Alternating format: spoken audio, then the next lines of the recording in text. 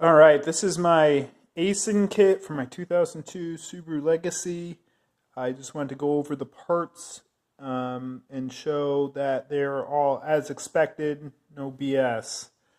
So we can see here, Japan,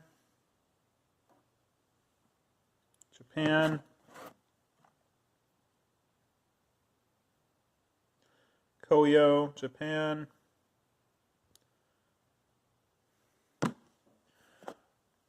Tensioner, Japan. There's no stamps or markings actually on the tensioner. But you should be able to see an OK.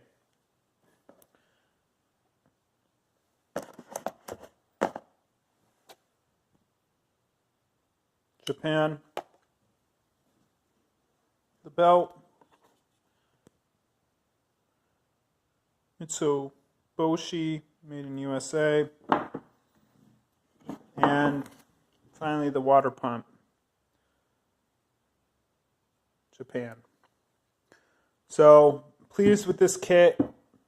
It is all Japanese or American parts, nothing from China. Very pleased.